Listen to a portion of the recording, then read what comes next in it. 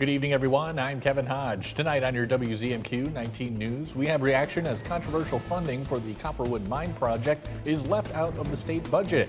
Plus, the final candidate for NMU's next president wraps up his visit to campus, and New York Attorney General Letitia James is indicted by a grand jury. Your 19 News at 11 starts now. Live from the UP, this is WZMQ 19 News at 11.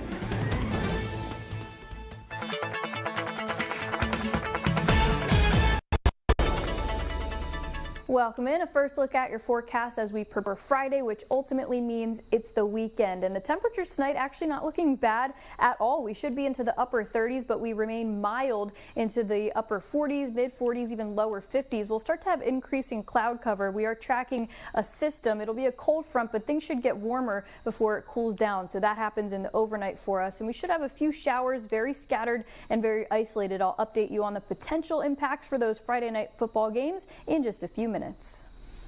Kelly, thank you very much. The state's new $81 billion budget is official, and while it includes record funding for schools and roads, one controversial grant didn't make the cut. Our Michigan Capitol correspondent Sophia Murphy reports on what's next after lawmakers removed the $50 million for Wakefield Township infrastructure tied to the Copperwood mine. After months of negotiations, the funding for Wakefield Township never made it into the final state budget, leaving supporters of the Copperwood Mine project disappointed, but not deterred. It's all part of the process, right? This is a big request. So at the end of the day, all it has done for us is to further motivate us to try to move forward. And explore all opportunities. Fatante says regional leaders are staying the course, arguing the mine could bring hundreds of good-paying jobs and strengthen a fragile economy. The Upper Peninsula is built on resiliency. It's what SISU's all about. And so we're good at that, and we're going to stay in the game. But environmental groups say the legislature made the right choice, calling the grant a taxpayer-funded handout for a foreign mining company. It really shows the power of the people in our ability to make our voices heard. Fitkin says her group is ready to continue fighting any future attempts to bring the funding back. She says the movement isn't against the infrastructure improvements for the community, but will always push back against a grant this big for corporate interest. This is the third time that we've defeated this funding. Hopefully we don't have to do it many more times. But we're prepared to continue to fight it. Both sides agree the conversation isn't over, with supporters exploring new funding routes and opponents pledging to stay vigilant. From Michigan's capital, Sophia Murphy, WZMQ 19 News. The fourth and final candidate for the presidency of Northern Michigan University finished up his tour of campus today. Dr. Scott Boulier, an alumnus of NMU and currently Dean of Business at the University of Wyoming, has been meeting with university faculty, staff, and students during his two-day visit. He credits NMU with his success as an academic leader in his more than 20 years serving in the administrations of several universities. Dr. Boulier graduated from NMU in 2000 with a degree in history and economics. To come back and try to help students and reduce barriers for students in the next generation of NMU's history is something that's just really compelling. We love it here. We love the experience that my wife and I experienced as NMU grads and want to help students, and that's what it's all about. With gratitude and just really trying to message that. The search process now shifts to NMU's Board of Trustees, who will make the final decision. A grand jury has indicted New York Attorney General Letitia James on Thursday. A prosecutor handpicked by President Trump secured the indictment. You may remember that James pursued a civil fraud suit against Trump before he returned to the Oval Office. Erica Brown reports the latest from the White House. New York Attorney General Letitia James was indicted Thursday by a federal grand jury in the Eastern District of Virginia and is charged with one count of bank fraud and one count of making false statements to a financial institution. The 5-page indictment alleges James made false statements related to her 2020 purchase of a home in Norfolk, Virginia, to secure more favorable interest rates. James denies any wrongdoing and in a video statement says she will aggressively fight the charges she calls a weaponization of the justice system. These charges are baseless, and the president's own public statements make clear that his only goal is political retribution at any cost. Last year, Letitia James secured a civil judgment of hundreds of millions of dollars against then former President Trump and his business for fraudulently inflating real estate assets, but an appeals court later tossed out the judgment. Last month, President Trump publicly urged Attorney General Pam Bondi to look into James, former FBI Director James Comey, and California Democratic Senator Adam Schiff, who is also under investigation by the Justice Department. All Americans should be concerned about this kind of raw abuse of the power of the Justice Department. James's indictment comes just 2 weeks after a grand jury also indicted Comey on charges of lying to Congress. James's first court appearance is set for October 24th. We may be heading to an end of the war in Gaza, but there's still a long way to go. Israel and Hamas have taken the first big step. They signed an agreement today for a ceasefire and an exchange of Israeli hostages for Palestinian prisoners. And Israeli forces are soon to begin a partial withdrawal from Gaza. Deborah Pata in East Jerusalem reports on what could be the beginning of the end. For 734 days, this is where hope was kept alive. We've been here many times in the past 2 years. We've seen rage, despair, hopes raised and dashed. But today feels very different. Gone were the placards and angry chants, replaced by celebrations of joy. Such a happy moment for all Israelis and for all the Middle East. 48 hostages remain in captivity, 20 believed to be alive.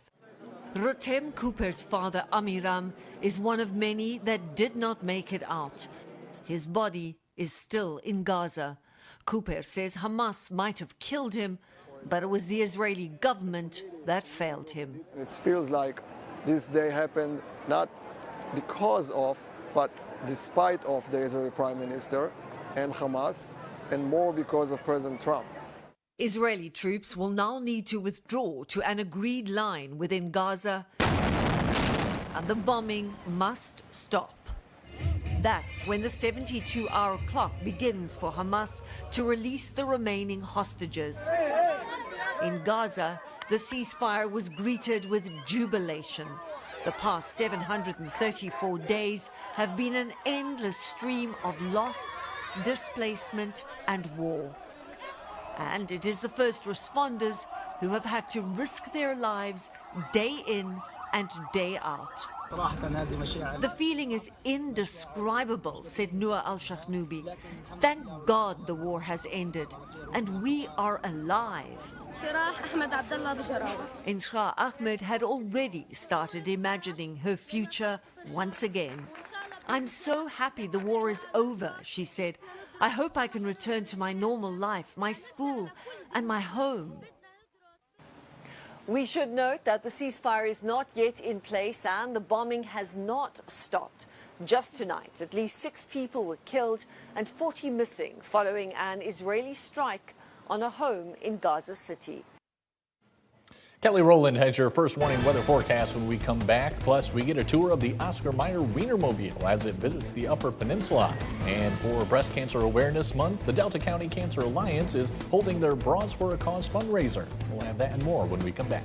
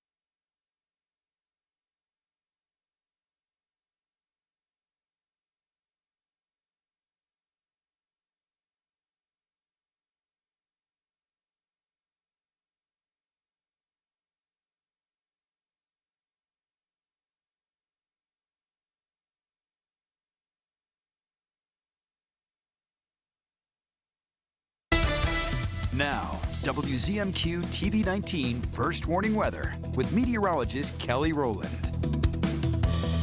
Welcome back. We're approaching that holiday weekend and we remained a little bit warmer than average. 60 degrees for today into Marquette. The average is 55. The overnight lows, though, should be into the upper 30s. We did hit 32, which is freezing last night with those frost advisories.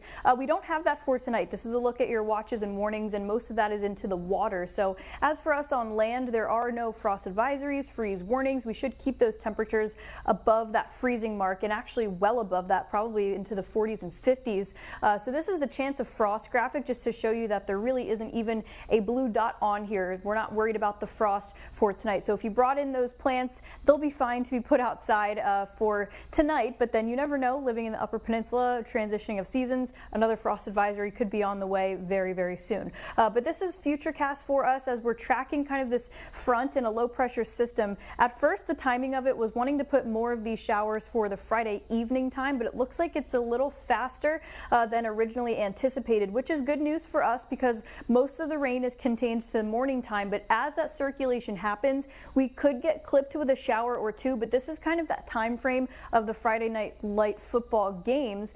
So it does look like we stay mostly dry for it. There might be an isolated raindrop or two, but I wouldn't necessarily say these showers for tomorrow night are going to be those plan canceling kind of showers. So there might be an isolated raindrop. I think we still should be fine though. But then once the system moves out of here, things are looking really clear, especially for Saturday, and we might have a few clouds for Sunday, but I'll get to the weekend overall in just a second. I did take the rain out for the games just because I think there could be an isolated drop, but I did keep the breeze in here, and I kept things mostly cloudy because that's what I really think we'll just be seeing for tomorrow night. Whether you're in Menominee, Escanaba, or Newberry, things are looking on the positive side for keeping most of the rain out of here, and the temperature is not too bad. Mid-50s, upper 50s. You can bring the blanket if you want, but it's not going to be sort of that really, really cold, but you never know later in the season. But that's for tomorrow, Columbus Day weekend as a whole. Not too bad either. A solid A, I would say, just because, again, if there is a raindrop or two, it really shouldn't be anything to completely cancel any plans that you have. If you have off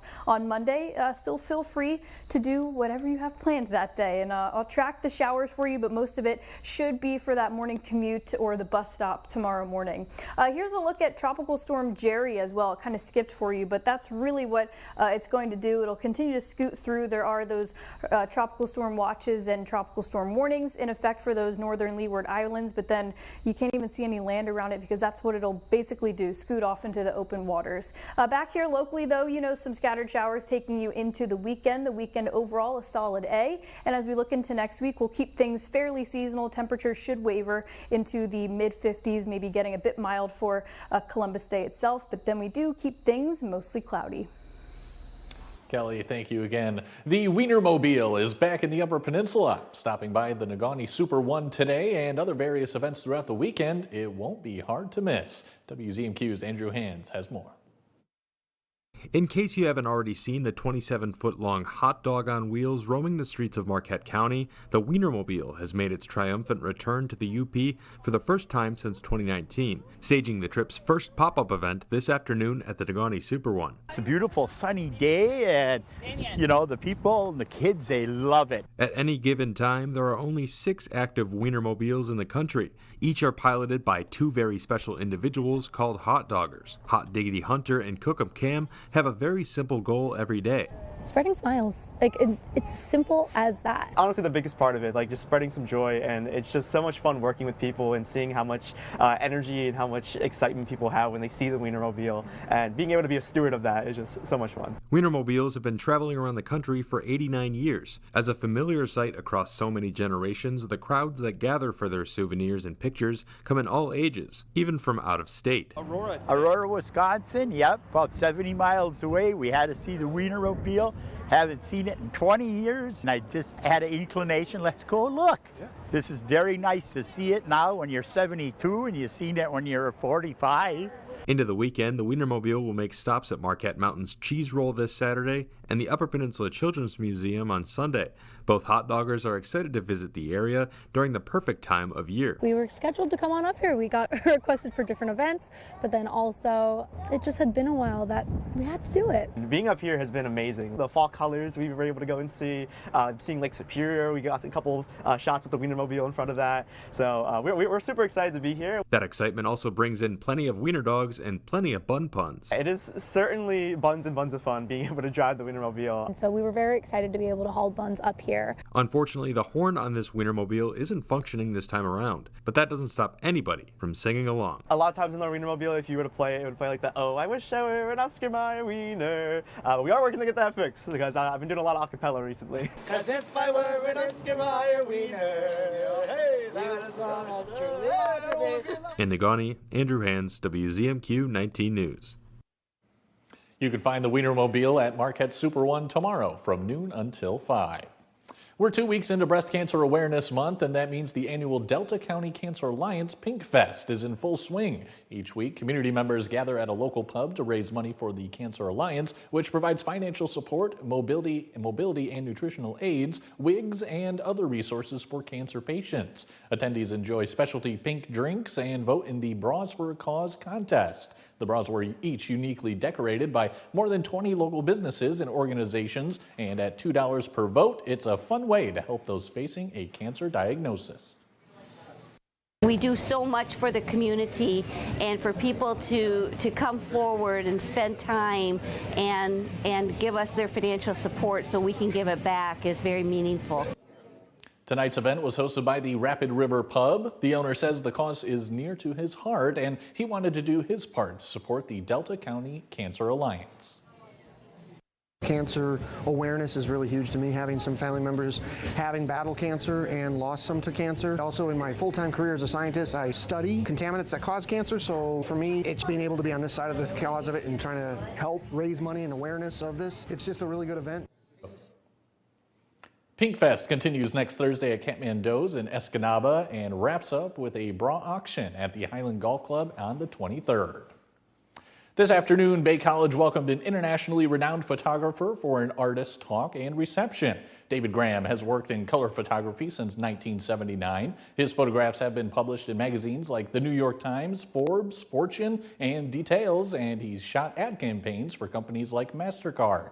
His exhibit at Bay is titled American Dreams, documenting scenes of life across the United States. Some photos were taken in the last few years, and others date as far back as 1981. I hope that it's work that's very penetrable, that you can go in and look at pictures and see familiar kinds of locations, buildings, or people. Soak it up and feel like you understand this is American. American Dreams is free to view in the Bessie Gallery. Mike Lutlam has your look at sports when we come back. He has the highlights from several high school volleyball matches as well as NMU and Michigan Tech. We'll be right back.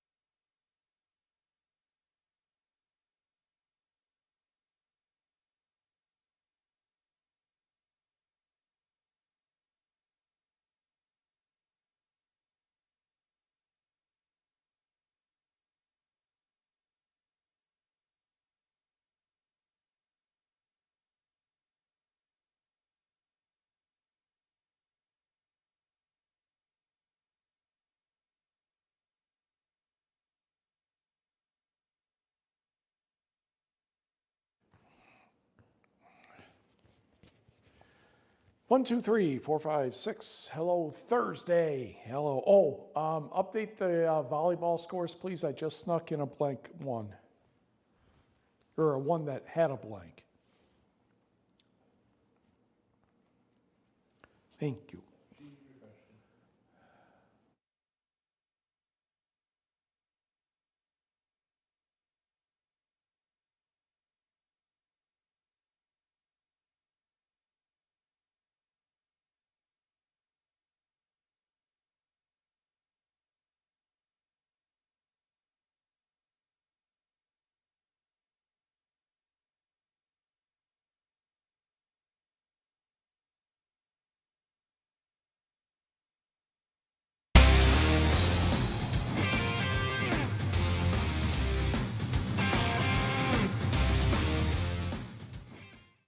Good evening, everyone. The NMU and Michigan Tech volleyball teams have an unusual schedule this week. It started tonight with a match between the Wildcats and Huskies at the SDC Gym in Houghton. First set action, Michigan Tech will be on the right. The Huskies, Tess Hayes, will set Calumet's Madeline Torla for a kill. NMU though had the early advantage 5-3. Tech has a set point. NMU gets swings from Remy Hamilton here and Mackenzie Gruber next. But the Huskies' Paige Wagner gets the roof. Tech won the first set 26-24. To the second, NMU now on the left. Excuse me, the right. I knew that. And Kaylee McIntosh with the kill. She had 19. Then Allie Barlow sets McIntosh for another kill, and NMU won the second set 25-19. We'll jump to the fifth set, logically tied at 2. Michigan Tech's Tricia Kennedy had a block there. Madeline Torla had a kill there to make it 5-3 Huskies.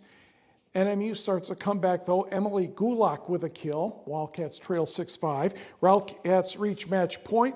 Brooke Diswick will hit the ball out, and then there's a pause in the action because are we going to check it? Are we not going to check it? Well, apparently they checked it, and there was a review of the call, and the call stayed as originally announced. NMU won the match 3-2, 15-11 in the fifth. Both teams have 4-2 records in conference play. The Wildcats visit Purdue Northwest Saturday afternoon. Michigan Tech travels to play Purdue Northwest Sunday afternoon.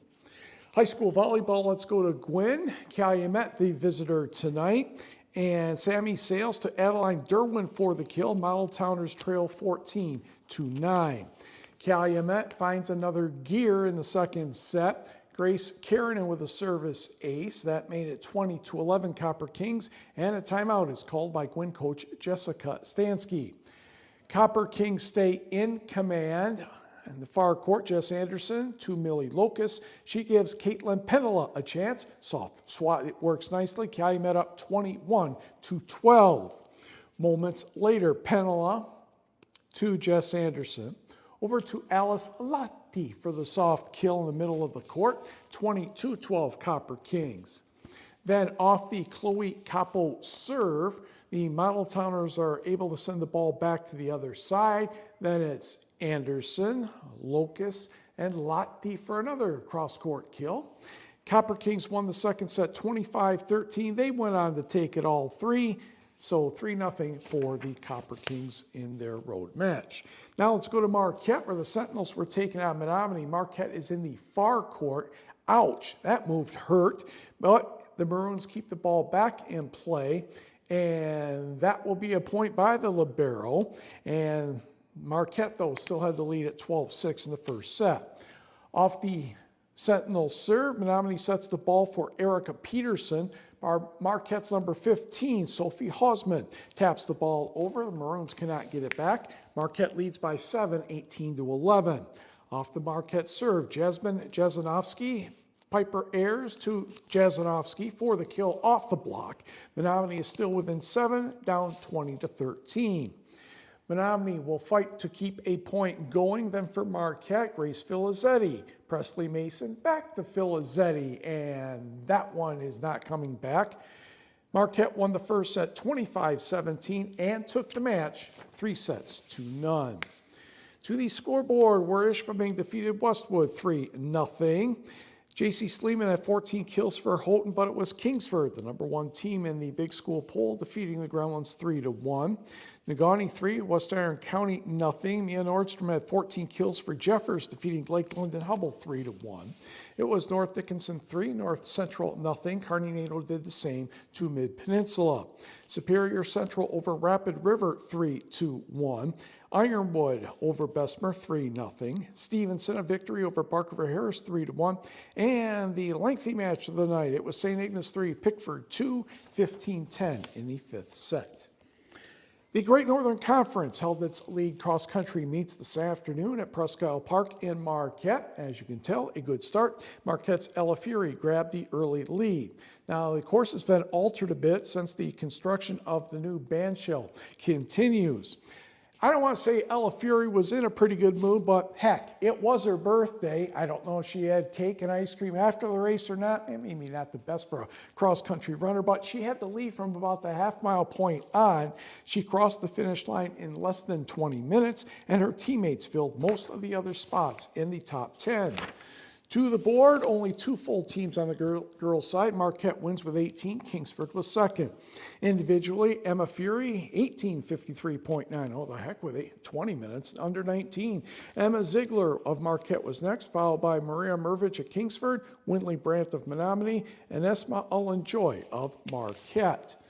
Now for the boys, on your mark, get set, go. Well, they didn't listen to me. They can't say I blame them for that at all. But as you can see, a few more boys and a few more different color shirts heading to the front early on. And by the time they go up the hill into the wooded section area, Peter Argyropoulos of Marquette was in a lead and had some pretty good distance. He would go on to win this one in just over 16.5 minutes. To the numbers here, Marquette, your team winner with 19. Gladstone was next, then it was Kingsford and Escanaba. Argyropoulos in 16 minutes, 31.6 seconds. Kevin Mulligan at Kingsford was next, followed by the Sentinels Lake Skidda and Garrett Crimmins. Welly Fillmore of Marquette was fifth. Elsewhere in the West Pack, it was the Houghton girls winning by 8 points over Calumet, then Westwood and Negaunee. Holly Cook and Sela Niska of Houghton, along with Jovi Williams, went 1, 2, 3 for the girls. On the boys' side, Jeffers beats Houghton with Negaunee and Westwood next. Henry Plummer of Negaunee, your champion, 16:37.5. Then Jeffers with Cameron Anderson and Landon Larson. And my goodness, we're out of time. The Red Wings lost their opener to Montreal 5-1, and we will be right back.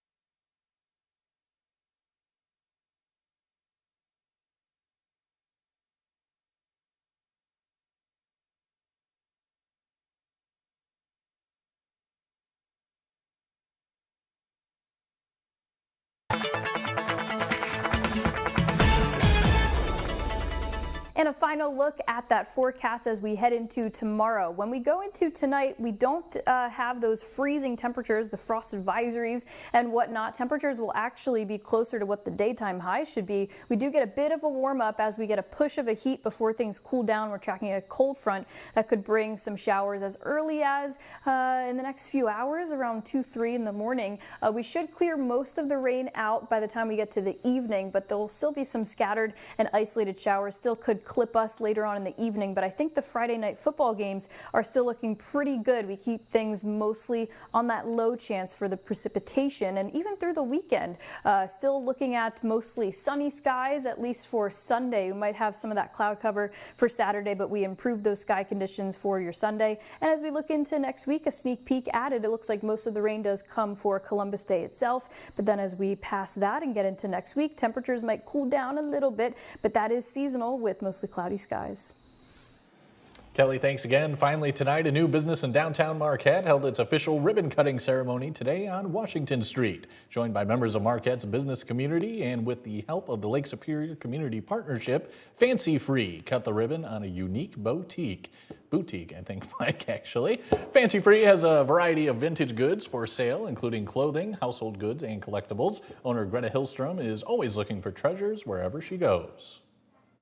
I travel around for things. I'm a picker, and so I jump in the car and I thrift my heart out. And I do a lot of auctions, estate sales. Basically, I'm always on the clock. Like 3 a.m., I'm in online auctions, finding pretty things. It's what I love to do. It's what I was born to do. Fancy Free will also feature local artwork and live music. That's it for now, everyone. We'll see you tomorrow.